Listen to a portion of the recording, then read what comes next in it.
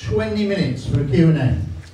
So, in an orderly fashion, do a forward roll at the beginning, down here, and then you that qualifies you for the question. Okay? I'm joking. Right, okay, so when I say put your hands up, the way it will work is whoever gets nominated by me, he will run to you, you ask your question on that portable microphone, and I will give it to, you say who you want to speak to, who's your question for, and I give the mic to whoever. Yeah? Alright, well it's a small room, we'll just have to do it. Alright, so here we go then. We're in the room, hands up in the air. You've got to be fully up, not half up, fully up. That's on half up. No? No? Oh, come on then, push your way in. Come on then. Ask your question. Who's your question for? It's open to anybody who wants to answer it. Which particular ET group do you think is in charge of planet Earth right now? Which ET group is in charge of planet Earth, which is a major kind of concept there. You're assuming that they are in charge of planet Earth. There's a cup of tea gone while we're listening. Right, okay. Would you like to say on that anything, Alan? From my perspective, yeah, as I mentioned, obviously the reptilians and greys are running it, I would say, on the negative side, but there are observers and also benevolent beings as well that want to help us evolve. So, on a technological or military side of it, greys and reptilians. In my view, I don't actually know for certain, but I believe that there appears to be some kind of malevolent intelligence which is infecting this universe, and it seems to be influencing human consciousness. What nature that malevolence takes, I don't know. There's no other answers, I'm afraid, on that question. Amazing question. Very, very tricky to answer. You could ask any ufologists in the UK or overseas, what's their interpretation? Who is in control? Is anybody in control of this planet? As the question. Obviously, I'm more aware of the greys. I've not been researched in the reptilian side yet so much. Other people have. They're not denying they have certainly an agenda. They have an agenda with this planet, and what that agenda truly is open to question. The abductions, etc. I couldn't answer that. You asked the question. I don't know who's in charge. All I would say, yeah, there's somebody clearly looking at planet Earth with envious eyes, is the word. Just my final thoughts on that. It's a question we're never going to know. As researchers, we're never going to know because we don't have the need to know. We can make assumptions based on little bits of snippets, the 10% that's in the public domain. We will never know. We don't have the level of quality need to know, classification-wise. So, in the public domain, these are our thoughts. But the reality is probably the 90% that you don't know is a hell of a lot of 90% that is operated by military and governments who basically lie. And the Americans control the subject around the world, so they're the dominant power in all of this. So what they know is the drop of the ocean. Have we got official contact? I suspect we have, but can I prove it? No. And that's the reality we're facing. We can only operate in the public domain. Next question, arm up in the air. Lady there. I just saw this morning, well last night actually, it's okay, that this US Army General, I don't know if anyone's seen it as well, has just disclosed already. He said, not quite. Did you know the one I mean? He said about over the years and the 40s we've had to get used to this, get used to this. He said now you've got to get used to hybrid armies and little green men. Yeah, I don't know, is that true? Yeah, no. I entirely know where you're coming from. This is come in the last week or so on the internet, and it's an actual statement that this general does to some new troops, and he basically does paraphrase and say, you know, if it was difficult in the 40s, it's even more difficult now with hybrid armies, little green men. That was the context, and it was said extremely seriously in front of military recruits. So this is a very interesting comment, and I suspect it's what it doesn't say. He will be limited by what he can say officially, but that says to me that they are saying these are real. I can't say too much, but this is as close as I can go. They're more like Joey Green Giants. Well, okay, next question. Lady next to you. It's to Alan about the two-inch shroud. I read a book by Holger Kirsten called The Jesus Conspiracy, claiming evidence for Jesus surviving the crucifixion, and he went on to write another book with Elmer Bruder, Jesus lived in India. I wonder what you think of those. For me, this is why it's so important to reckon with the other cloth to show the fact that with the pulmonary edema fluid, he drowned, so he was dead. That's why the image is so amazing, because it proves that from death, with the resurrection, it created that image on the cross, on the cloth, sorry. So he was dead. For me, I think the references to India was when the missing years. He was 17 years. There's no reference to him within the Bible. So I think he went to India. He would have been aware of the Buddhists and the Buddhist reality, the higher consciousness. So he would have gone to India in the meantime. They claim that they found the grave in Kashmir. Yeah, I know. Yeah, I don't know what to say about that. All I can say is I think he went to India, and he would do, because at that time Buddhist philosophy would have been very powerful. Yeah. A lot of the wise people may well have been Buddhist. Yeah. But the science, the forensics of the shroud and Sudira proved that he was dead, and that was a miraculous image. So that's important to me. Yeah. Next question. This lady here. Thank you, Alan. You explained the different hierarchies extremely well. But my query is, how do you know the difference with contact between them? When you've got a visiting entity from the astral plane or an extraterrestrial being that's maybe your future self? Easy question. Easy question. I've always got that one. Yeah. No one's answered it. No, well, the point is, Very hard. No, it is that complex, and this is what I try to do with this You talk, done well with to try and highlight the fact that there are so many different aspects to reality. All I can say is, unfortunately, my wife can't be here; she's not very well, but she's a brilliant psychic, and we've done so much work together. You know, with the work that we've done, generally on there as support for her, her psychic abilities and her communication with angels and things like that. So she, you know. Between the two of us, we realise there is this spiritual reality, but there are advanced beings. But the physical stuff is blurring because of their sort of the paranormal aspect to it. It is staggeringly complex. Well, I work in that way, and it's very difficult to tell the difference between extraterrestrial contact and an astral entity. Well, I mean, the answer is that entity compared to physical being compared to holy being. You know, you've got to look at from your heart. Yeah. And honestly, once disclosure happens, it's going to get crazy around the world. And if it's portrayed by the negative media, it'll be even worse. People must judge this by the heart, and you know we do that on a day-to-day basis in a pub when you meet people. You've got to do it with this stuff as well. Thank you very much. Okay, lady at the front here. We know there are bases on Mars and the Moon. How soon will this information come out? Because I've been hearing things, people who've worked there, and they've spoken on the internet in particular. I'll start this first, if I may. There's a lot of things said about Mars and Moon, but you will never have the need to know classification to know for certain whether that's true or not. Lots of people say things. The only people who are really got any credibility are people like Carol Rosen, who worked with Werner von Braun, he basically told her that we've got stuff on ET stuff on the Moon, so that's credible, and various other people. But there's a lot of charlatan material out there that's uncorroborated, so you have to be very careful. Do I think that there's airbrushing going on? Absolutely. On the Moon, I think that there's probably life on Mars. Yes, I do. Are the colours distorted? Yes, there are. Objects are being filmed and anomalies coming up, floating objects. They're not all crazy. And some of the images that Richard D. Hall has looked at are absolutely brilliant. They look like primitive life structures on Mars. So I'm persuaded that we probably have got either at least microscopic life on Mars, but almost certainly I think there is vegetation that changes the polar regions, things like that. It changes. So there are some very anomalous photographs that do look kind of like tree structures. Other thoughts? You've answered it perfectly. I don't think anything else we could say than that. But other than, you know, one of the founders of Exopolitics, Michael Salla, he's had a lot of whistleblowers that have spoken to him about it. So again, you know, whether it's right or not, just as Gary said. So. It's important to always realise, and this is what some of the sceptics don't realise, is that they claim there are live feeds from Mars and things like that from the Curiosity rover.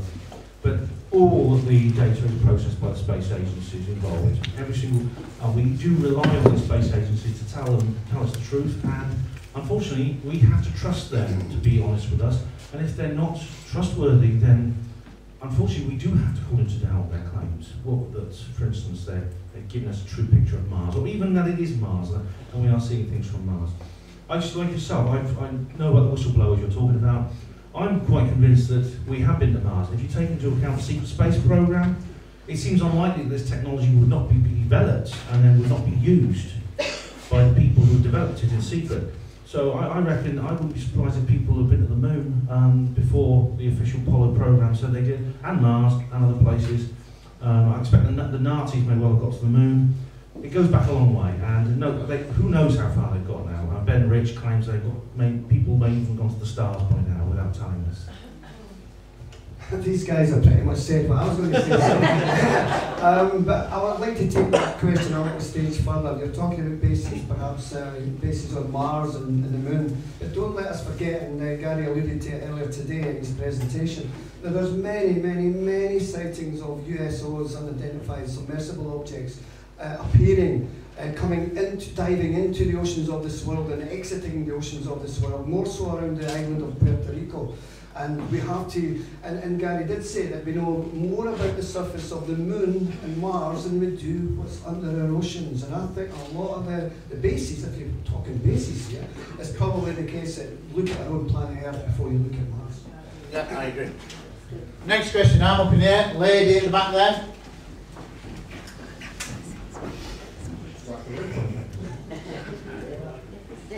This is a question for Foster. Foster. Regarding the Vatican, they're not known for their open-mindedness. They obviously believe in angels and demons. How do they view the ET then? They know they're not angels, so do they, by definition, think of them as demonic, or are they more open-minded than that? Alan. Thanks for that, good question. Well, very briefly, that's why I mentioned Monsignor Corrado Balducci, who was a leading theologian at the Vatican, but he was also one of their expert exorcist priests, and it was him that did all the disclosures, particularly on mainstream TV in Italy, the same as BBC Two or BBC One, those channels that he was on, speaking about the fact that he was on a Vatican commission looking into the UFO and ET reality. They knew they were real, but then they knew about the spiritual stuff as well. So what I found interesting is, of all of the monsignors that they would use, they used the one who was an expert exorcist priest. So he's fully aware of the demonic reality and exorcisms and things like that, I'm sure, as well as doing this. Now, whether they wanted to blur the two together, or whether he was actually the right person to do that job, I think he probably was. So they know about it, and the CIA, of course, have been very much in bed with the Vatican for decades as well. So, you know, the stuff that goes on behind the scenes there, I'm sure. Next question. I'm straight up there. Just a general question, but could Russia and China, part of the old Eastern Bloc, could they be forcing disclosure? Good question. I'll start on that. There is some speculation that other countries may disclose. South American countries, which have got a totally different attitude to UFOs, much more open, a lot of the military people, Mexico, Chile, Uruguay, they have massive crowds at UFO conferences. It's not hundreds, it's many hundreds. It's a totally different attitude. The far more open. Generals have been to UFO conferences and talked about ET. So it's a different sphere. And some people suspect that they're urging perhaps the President of Mexico, Brazil, somewhere like that, that they put the pressure on either America to say, tell the truth or we will. So I do think that's possible. Whether it will happen, I don't know, because America is a very powerful country, and I think they've got a lot of many ways of stopping things coming out through loans and things like that, military intervention, that kind of thing. Yeah, just briefly, of course, there are many cosmonauts that have spoken out from Russia about the UFO reality from their experiences, same as astronauts, the American astronauts. So, disclosure, who knows, you know, we all want that to happen soon, but if it comes through politics, through media, it's going to be a lie, so I hope there's something else in there. I think China at the moment is very, very closely linked industrially to the United States. It's unlikely that China will go against them. Russia, on the other hand, Vladimir Putin is fundamentally disobeying the lords and masters that he's supposed to obey at a very, very deep level. I don't know exactly, it doesn't necessarily mean he's on our side, it just means that he's not doing what he's told. Russia, there's an awful lot of evidence in Russia connected to extraterrestrials, especially during the 70 years of the Soviet era. A lot of film footage of crashed saucers, alien autopsies, reports. I mean, there was a massive project. Timothy Good relates this in his book. He's spoken to some of the people involved. And I think 1 million different people were involved in a UFO research project in the Soviet Union. So they certainly have the goods. And Dmitry Medvedev, Vladimir Putin's deputy, recently made comments on TV. I don't speculate in whether he knew he was being filmed or not, but it appeared he didn't know he was being filmed. And he spoke about how the Russians have they have like ET documents with them, like they do the nuclear trigger and things like that. And there's this documentary called Men in Black that's just come out. It's available with English subtitles now, so check that out. Russian TV series Men in Black. It says a lot. What constitutes disclosure?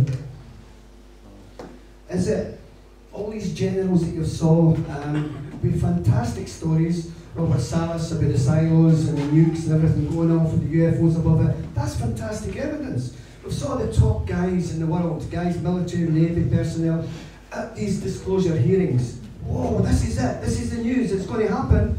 And it was yesterday's news. It was a nice story at the time, and it disappeared into the twilight.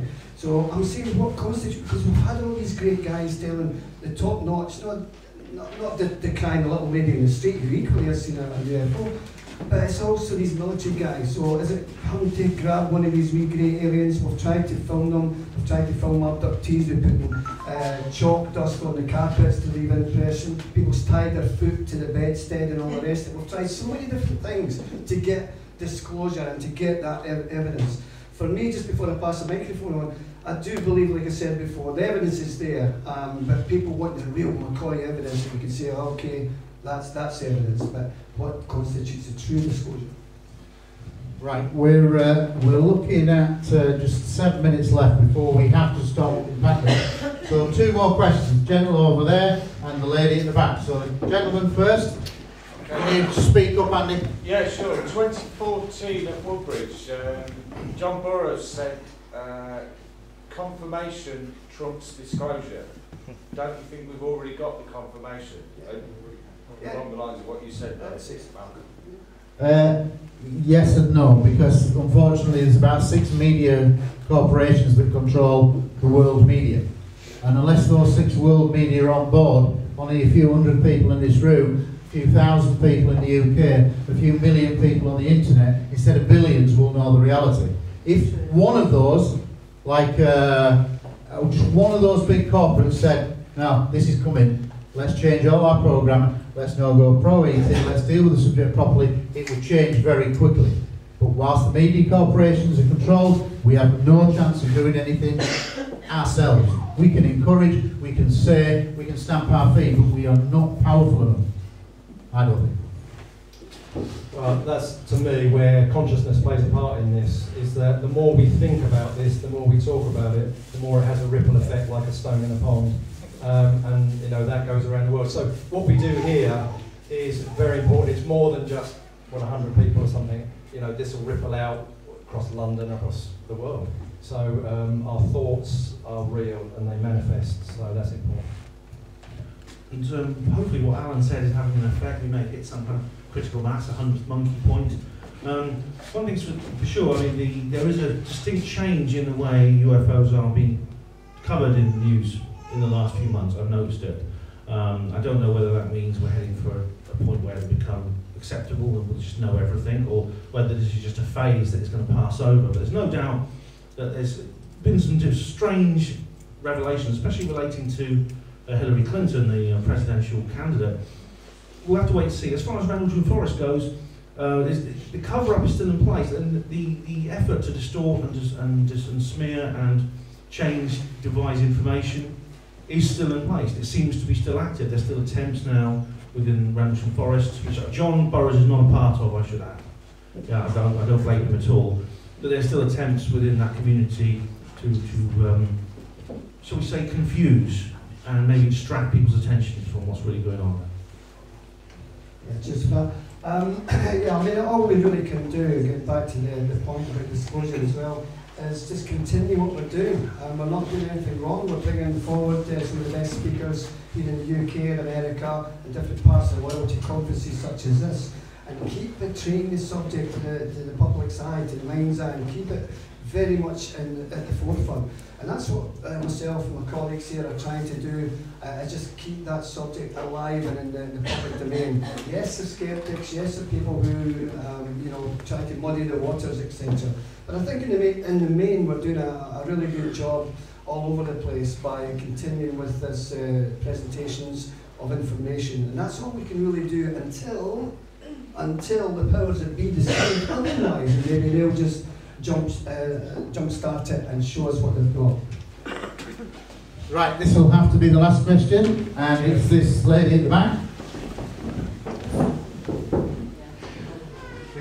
Yeah, thanks so much.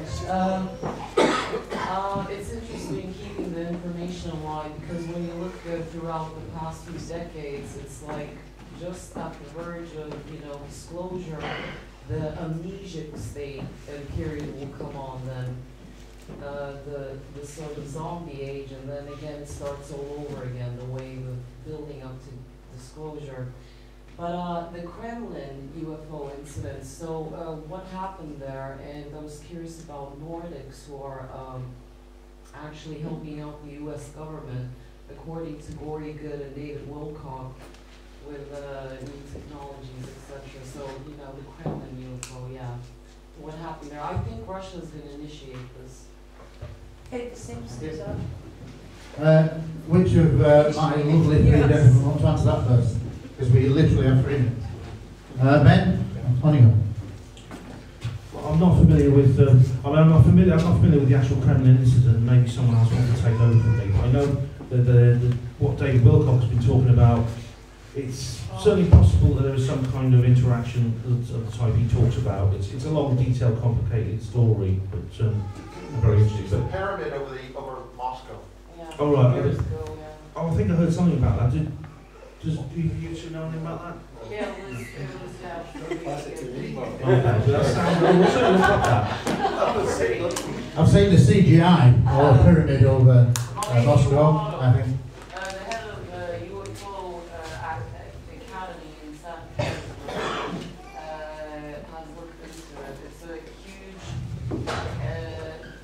not even a pyramid.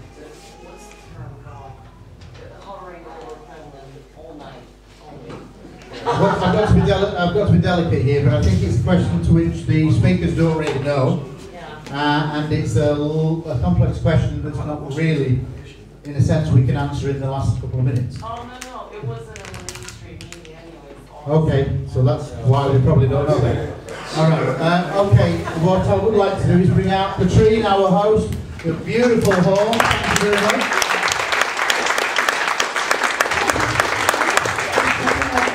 I hope you all enjoyed it. Now, before you go, can I just ask you, I don't normally ask this, but we're in such a hurry, could you possibly stack your chairs up to the side, so just as in each row, just stack each, 7 in a row. Right, I've got a mailing list here, I have some more events on this year, and the next one will be June the 11th with Tony Topping. It has changed in May, so if you're interested, please put your name down and I'll let you know more. Okay, bye-bye. Thank you very much. I hope you enjoyed it and have a safe journey home. Thank you very much. Well done, guys.